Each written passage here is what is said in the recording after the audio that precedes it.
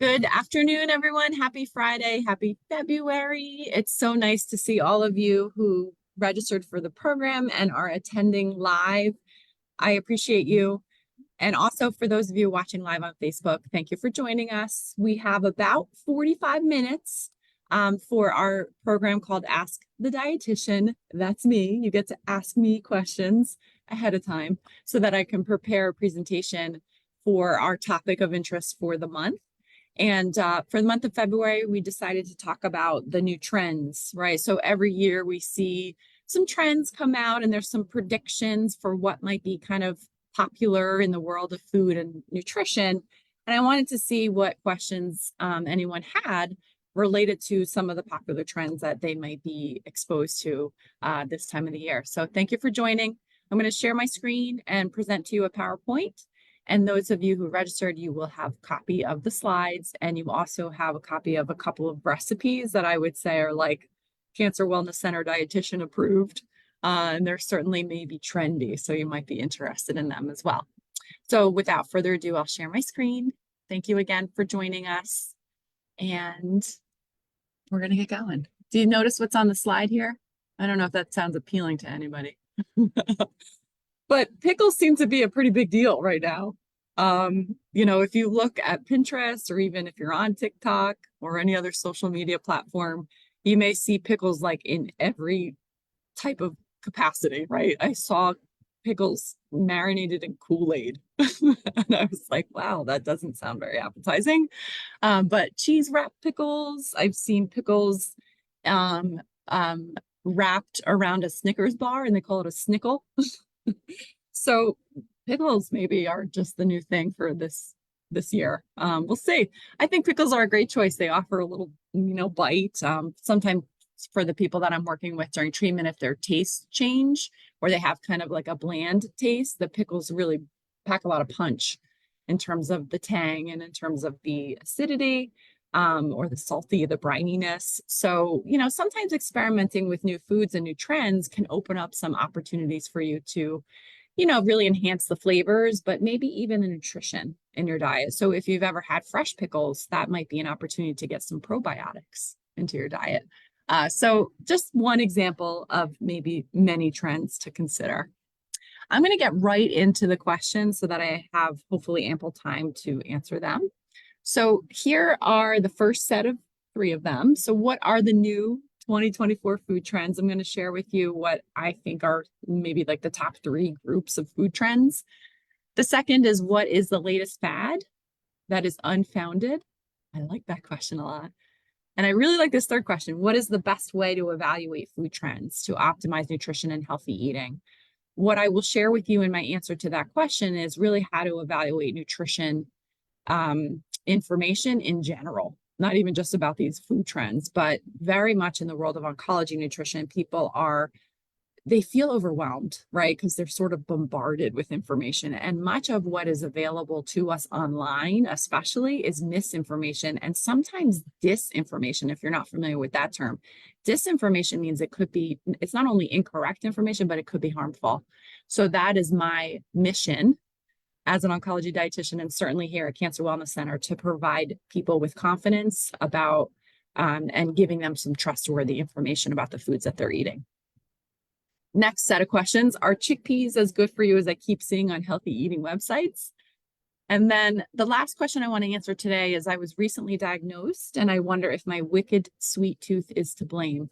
That's not exactly related to a nutrition, food, or trend, but it is a very common question that I get asked. So I thought maybe there's someone in the audience today that has the same questions, and I want to make sure we address that because it's a very hot topic right now. These are the other questions that I won't be able to answer today. So how does gut health affect IBS, both for constipation and diarrhea? Those are the 2 types of IBS. And then how to get rid of bloat and gas when eating lots of fiber.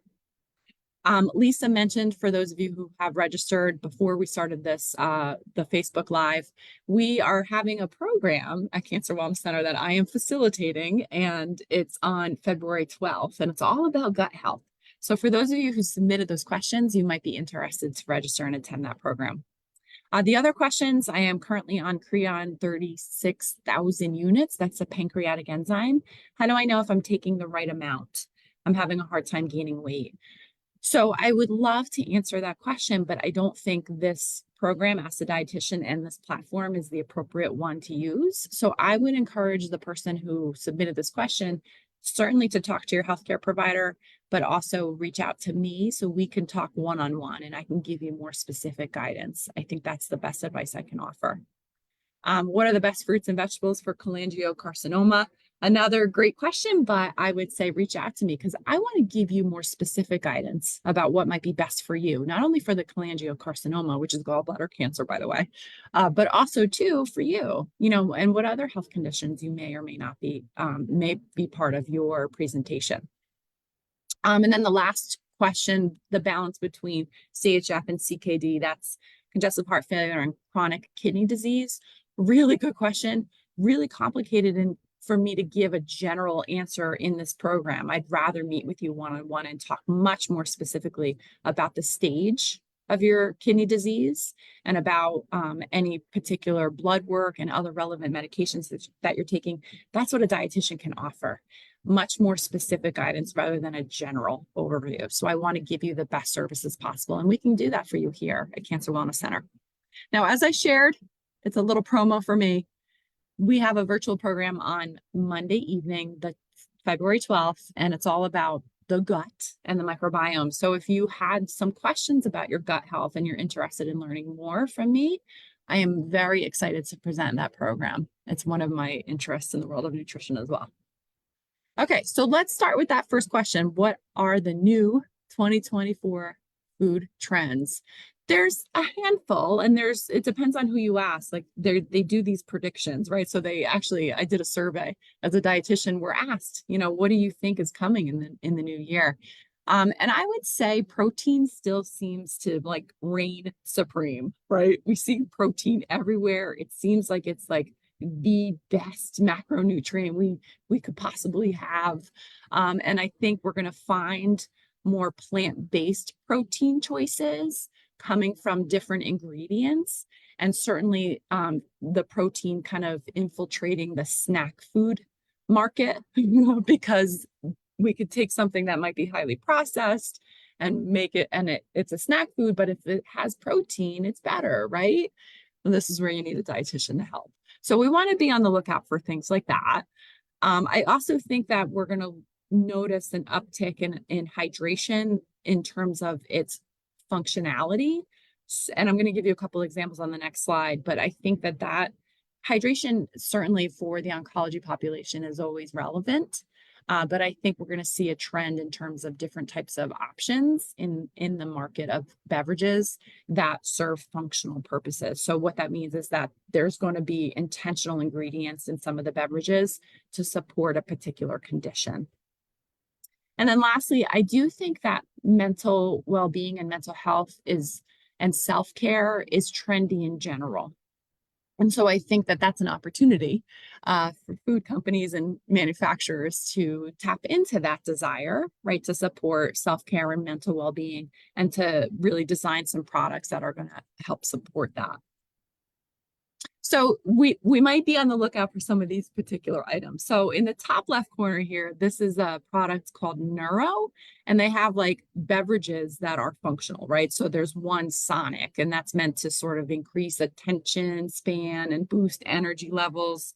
They have one that supports sleep. They have one that supports mood. So we're going to see a lot of these different types of beverages on the market. I think whenever it comes to beverages, we want to look at the label and we want to see, does it have sugars or does it have artificial sweeteners? Because chances are we want to minimize that in terms of our overall healthy diet, because too many of those added sugars are not necessarily good for us.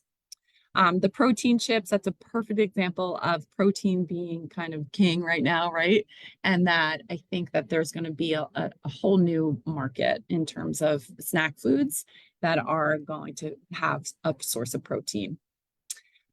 You may be familiar with the coffee right there in the middle from Four Sigmatic. That has ashwagandha, which is an adaptogen or an herb. And it's been shown in some research to reduce stress. And so you see that right on the front of the package, right? If you drink this coffee, it's going to help de-stress you. And then we have this lovely chocolate bar that promises it'll support focus. And that's because it has some ginkgo biloba. So if you're familiar with ginkgo, that may help increase our attention and focus. And then those are gut happy cookies on the top in the orange. And they have some prebiotics inside them. So those are really just special fibers that might be helpful or beneficial for gut health. Again, if you attend the program on February 12th, I'm going to explore what that all means for us. And then Dream Water has, I believe, some melatonin added to it, so it may support sleep. Good sleep fast, right? And there's lots of other things we can do for our sleep hygiene. And I think these products may be or may not be a choice for you. But we always want to keep in mind a holistic approach. And that's partly what I do here too, is I think about not just specific foods, but also how can you enhance other components of your lifestyle to support your goals in terms of your health conditions. All right, what is the latest fad that is unfounded? Oof, this is a good question. I feel like I'm being put on the spot.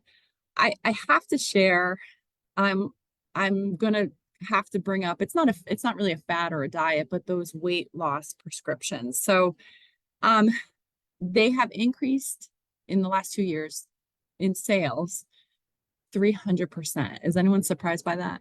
So they're actually, at the current moment, there are 6 weight loss prescriptions that are approved by the FDA. What they do is they regulate our metabolism and also the metabolism that may impact our blood sugars and may impact lipids or cholesterol, but then also to our weight. A wide variety of clinicians can prescribe them. So whether or not it is someone in primary care or an obesity medicine expert, which maybe that's the appropriate person to be prescribing these medications. According to what is recommended, lifestyle changes must be made in concert with taking the prescription. They are required for long-term use. They're not intended to be a magic bullet. And they have the potential for causing some side effects. You may or may not be aware of this. So some of the side effects, particularly with the GLP-1 medications, are that they can cause some nausea, sometimes constipation, headache, even vomiting, even diarrhea, insomnia. It can elevate blood pressure, and it certainly can cause dry mouth. What are some of the concerns? I would say for me, I think that sometimes the side effects may outweigh any potential benefit. And I think that needs to really be thoroughly thought out and discussed if you're thinking of pursuing a weight loss prescription. It is very important to know that they are not covered by insurance, especially if it is being used off-label, which many times it is. So off-label use might be in someone who is, quote unquote, within a normal weight class, but just looking to lose a little bit of weight. Medicare is actually barred from covering these prescriptions by law, and that's because of the history of some of these weight loss prescriptions. So in the past, there's one in particular, one was called Fen-Phen, and it caused some issues with heart valve damage. And so it was removed from the market after it was discovered to cause these problems. So because of that, you would think we've learned our lesson and that maybe we need to test the safety of some of these products more long-term before we kind of jump right in and use them.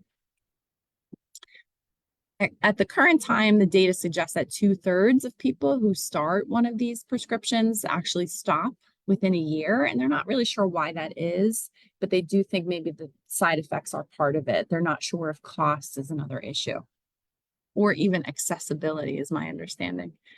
The reason why I listed this is that I think that these prescriptions perpetuate the idea that thin is the only way to be healthy or beautiful. And I disagree with that statement. We certainly know that we can assess someone's health without even knowing what their weight is. Did you know that? So lifestyle behaviors really are what we understand to be the most important component in order to pursue health.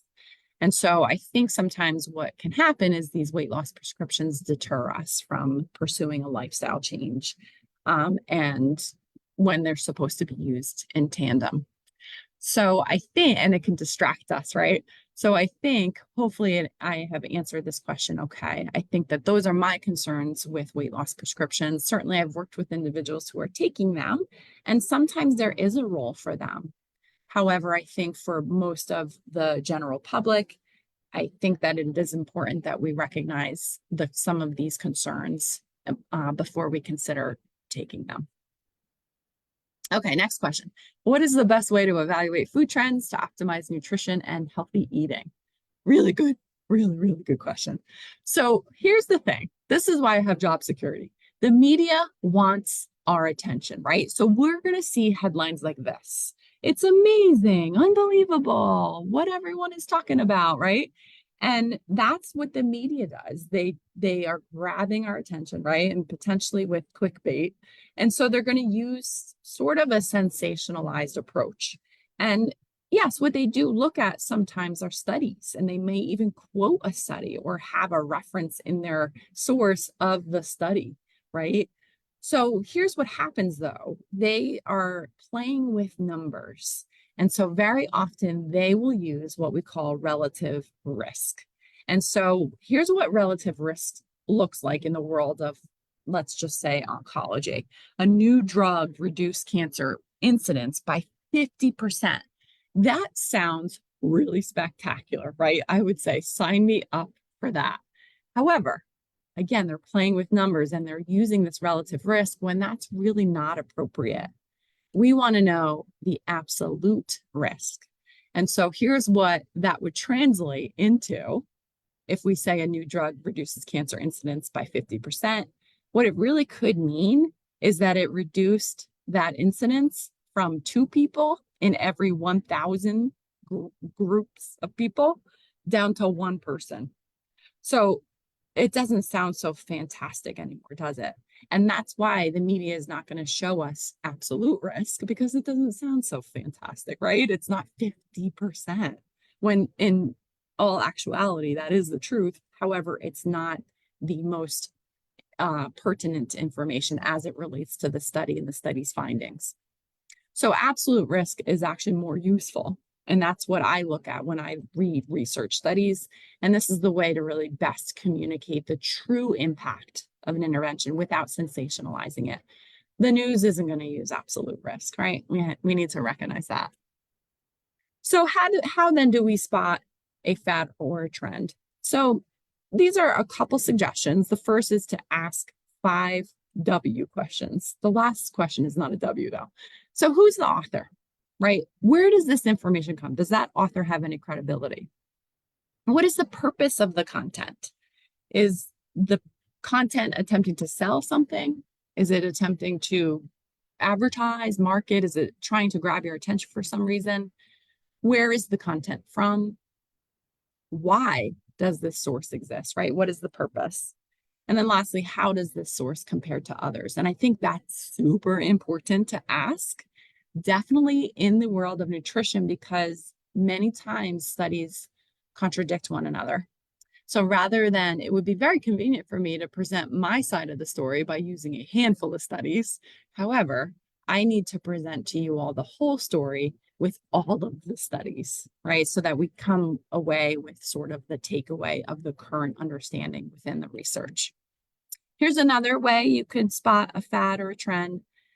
You use what we call the CRAP test. And I love this one. So is the information timely or current? And so that's a big telltale sign. If you're looking at something online, is it dated information? If it's not within the last 5 years, chances are it's outdated, especially in the world of nutrition. So that's a big telltale sign. How relevant is the information for your needs, right? Especially important in oncology. Every single cancer is different. And so every different cancer requires a different approach. And certainly that is the case with some of our food choices. Who is the source of the information? Are they the authority? Are they someone who was diagnosed and just experimented with this dietary supplement and they think now that they're the authority on this to give us the information? Maybe not. How truthful or correct or accurate is the information? And then lastly, what is the reason for the information, right? What's the purpose? So I think sometimes there are educational and informational websites or books. Otherwise, they could be maybe potentially trying. And I think that's a real easy way to determine if this is worth any of your time or attention. All right, moving on. Are chickpeas as good for you as I keep seeing on healthy websites? I'd love to know what websites, because I haven't seen it, but I love chickpeas. I didn't know that they were kind of trendy. Maybe they are. I'm missing out. All right, so chickpeas, we call them nutrient dense. What that means is they pack a lot of nutrients in a small amount. So in 1 cup, we're going to get 15 grams of protein, and plant protein at that.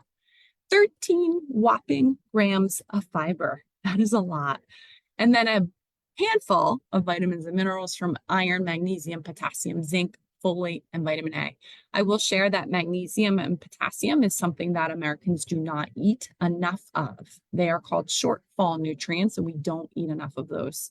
So chickpeas are one single way to make sure you're eating more of those important minerals. They do also have some cancer fighters. So from the phytic acid or phenolic acids or flavin-3-ols, especially resistant starches. We're going to talk about that in the gut health presentation. All really great stuff for us in terms of cancer protective properties. A lot of people ask me, what about canned versions, right? Do I have to do dried beans and chickpeas, or can I have the canned ones? So it is important to point out that the sodium content in about a half a cup of canned is around 300 to 400 milligrams. Now, the experts want us to cap off our sodium intake at 2,000 milligrams a day, or even less if we have a heart condition. So that's a good chunk of change, right? In that measly little half a cup. So we want to be aware of that. The good news is we can remove almost half of that amount by rinsing the beans well, and all canned beans will do this, and then draining them really well. That rinses away a lot of the extra starches, which make us gassy, but then also to that sodium. And even better news, there are versions of no salt added beans on the market that are very low in sodium and completely part of a healthful diet. So I vote for canned beans in your pantry because they're really versatile and helpful to have in a pinch, right? So that if you don't have the time to work with dried beans.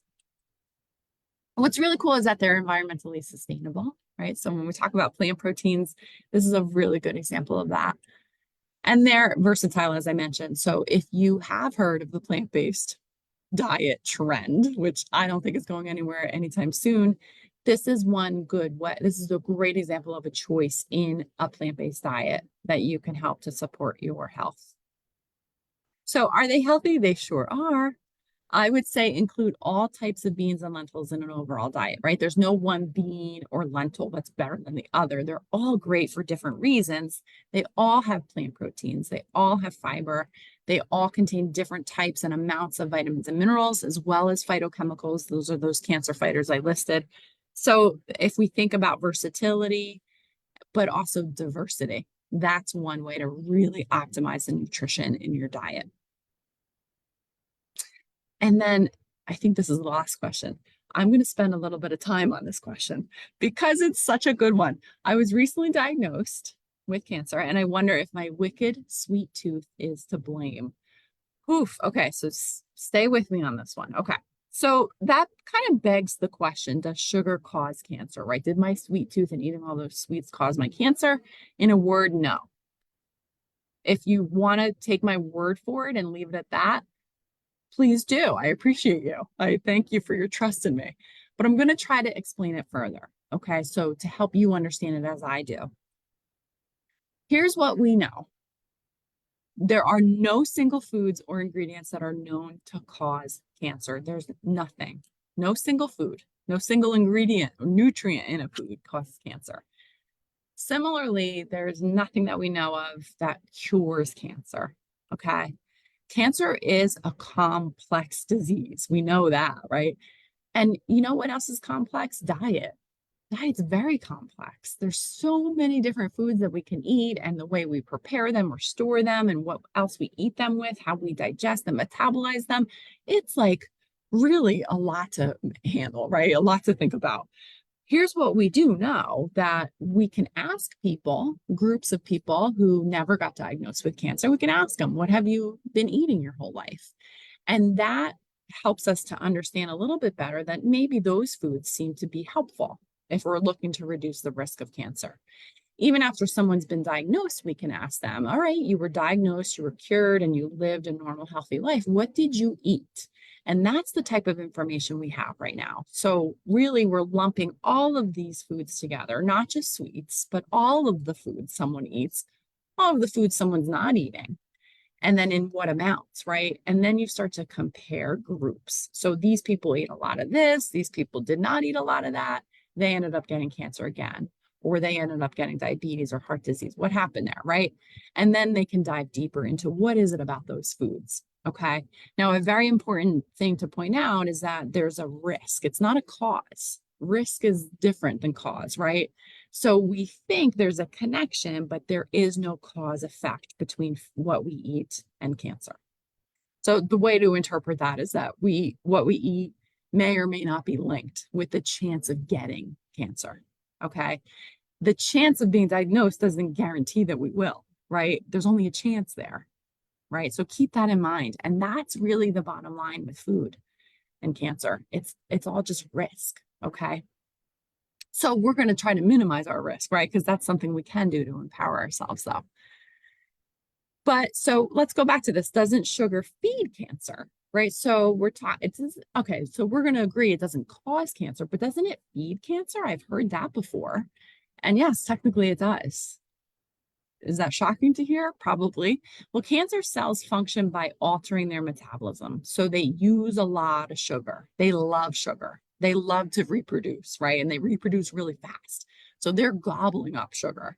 And it's an adaptation. So it didn't cause the cancer, but once we have the cancer, those cancer cells alter, they adapt themselves, and it's a negative adaptation. It's not normal, right? It's an abnormal adaptation in order to help them survive. Now, here's a known fact. They also use other fuel sources, and we don't talk about that, it seems, right? So one of the other fuel sources they use is something called glutamine. And glutamine is an amino acid. If you are familiar, amino acids are the smallest compound of a protein. But isn't protein good for us? Yeah, the right amounts are great for us. Very important to have in an adequate diet. But no one talks about this glutamine. So how come glutamine isn't the devil? How come it's just sugar, right? So the thought is, if we wanted to starve the cancer by not eating sugars, or let's just say glutamine, the cancer cells, here's what happens. They pivot. So let's say we drop all the sugars in our diet, all the carbohydrates we're eating, all the fruit, all the whole grains, all the beans and the chickpeas and lentils. We drop all of them because they eventually turn into sugar in the simplest form. The cancer cells just decide, okay, you're not going to give me my fuel. I'll find something else, because that's what they do. They adapt. That's what they're known to do, right? So unfortunately, we can't manipulate that mechanism. We've tried. It's not working. So what about all those people who say that sugar is bad for cancer? It is possible that they're referring to the fact that, yeah, sugar feeds cancer, but here's what they're doing. They're leaving out some very important information. They're leaving out the fact that we know from research that cancer also uses other nutrients besides just sugar. And they're also minimizing an otherwise extremely complicated relationship between what we eat, how our bodies respond to what we eat, and how that might impact our risk for cancer or our risk for recurrence, right? And also impact our tolerance to treatment and our ability to complete treatment. So I just shared, this is a complicated relationship. So do you want to know more about it? I hope so. Okay. So cancer is uncontrolled growth. We know this. And it's a result of accumulation of abnormalities in more than one system. There's multiple things that go wrong here. Okay. So mechanisms that normally would protect our cells, they may become compromised. So you may be familiar with this. It could be a genetic defect that we've inherited. It could be a very high level of exposure to carcinogens. So sugar's not a carcinogen, right? Agent Orange is a carcinogen. Endogenous factors may compromise DNA integrity. And so endogenous means the things inside our body that are already existing. Something sort of goes wrong there. And a lot of that has to do with our immune system. So you may have heard this as well, that something may be faulty in the immune system and the ability of the immune system to regulate, oh, something's going wrong with that cell. It looks like it could be a cancer cell. Normally our immune system would regulate that and stop it from happening. But the immune system becomes dysregulated. Our immune system is very complicated as well, too. So we can see there's a lot of things that potentially go wrong here. And it's not just as simple as saying that the sugar is what did it, right? Over consuming sugar. So here's what we understand. The cancer's metabolism is complex. And as it turns out, insulin is a hormone that is a key player in cancer's metabolism. Have you heard about insulin? So we make insulin, and that seems to be the key here. So when we eat sugars from every single carbohydrate that we eat, whether it be something sweet versus something like a whole grain, they enter our bloodstream and insulin is released so that our body can then use that sugar for food. Sometimes what happens is people become resistant to insulin, and that's when you could you can develop conditions like prediabetes or diabetes. So what that means is that your insulin is kind of faulty. It's not quite working right. It's there, but it's not being recognized. And so the body, to compensate for that, will just start secreting more and more insulin because it's like, what's going on here? I'm not getting the sugars I need for fuel. I'm going to give more insulin out to get it in my body. Well, insulin, we know this from research, has been shown to increase cell production and reduce abnormal cell death. Doesn't that sound like cancer? It is. So cancer cells love to reproduce fast and they don't like to die. They don't like to be told to die. They have mechanisms that work against that. So insulin alone has been shown to do this. So if you have high levels of insulin, that seems to be the issue, right? So research has actually connected the two and has shown that long-term, so we're talking years, long-term increased insulin levels increases the risk for several common cancers, including breast, prostate, and colorectal cancer. So the bottom line here is that it's the insulin that's the issue, right? Not sugar, right? Because we could eat a lot of sugar, but our insulin is working just fine. So that's not the problem, right? So it's not the sugar to blame, it's the insulin to blame. And guess what? We can help ourselves modify insulin levels in the body. Did you know that? So it might mean medication for some, but it also is it's also lifestyle. So certain behaviors in our lifestyle can help lower both inflammation and can help lower insulin levels. So one of the most important ways to do that, we talk a lot about weight, but I would argue that it's more about body composition. So when we have appropriate amounts of muscle, this has been shown to lower levels of inflammation in the body and also help us become less resistant to insulin. So we're using that insulin really efficiently. Physical activity certainly lowers blood sugars, and it certainly lowers inflammation, and it certainly lowers insulin levels. Eating a high fiber and low in added sugar diet, not absent, not zero sugars, but just less relative to all the other great foods you might be eating. That's also helpful too. It's not the end all be all, but it's part of this lifestyle that seems to matter. And that's where a dietitian can help. A dietitian can give you like actual numbers so that you can see for yourself. So I like to share some resources. So the Academy of Nutrition and Dietetics, as a registered dietitian, that is my kind of parent organization. And they have a reliable website, eatright.org. If you're more interested in learning about some of the diet trends that are out there, there's a link directly when you get these slides. You can click right on that link to see for yourself.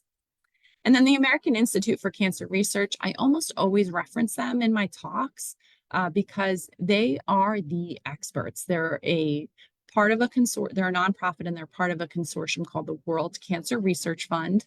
And they collectively come together and review all of the studies as it relates to diet, nutrition, physical activity, and cancer risk, but also risk reduction, recurrence reduction risk, also mortality. So, after you've been diagnosed, how can you help yourself? And this is the website to go to. So if you're so tempted to go online, this is the one I would direct you to because of its updated, trustworthy information. Now, I wanted to share some recipes with the group. So this is it's like a mango tahini salad dressing. And it just sounds so divine, really, really tasty and yummy. Roasted chickpeas, because we talked about chickpeas a little bit. What a great way to make yourself a snack. There are brands on the market of roasted beans, and I would encourage you to look for them as well. If you like a little crunch and a little salty for your snack, this is a great way to satisfy that. And then lastly, these are some Brussels sprouts, certainly in season now. And then those are mushrooms that we sort of make a bacon-esque flavor out of. And I thought mushrooms would be more trendy this year, but I don't know. I guess time will tell. But it's certainly a delicious way to encourage yourself or your family to have a plant-based meal or plant-based side dish. And our next Ask the Dietitian is scheduled for March 1st, same time. And we're going to talk about National Nutrition Month because that is held every year during the month of March. And they have a different campaign, different topic every year. So this year they've chosen Beyond the Table, which is really kind of a nice one to get behind. It's more about sustainable nutrition. And sustainable nutrition is basically like healthy eating for the planet, as for us and for the planet. And it's interesting how those two concepts overlap and that there's a lot of similar choices that are good for us, but also happen to be good for the planet. So I hope you're interested to join me, and I hope you enjoyed the presentation today. Thank you for attending. I'm going to stop my share there and just see if there's any additional questions that have come through.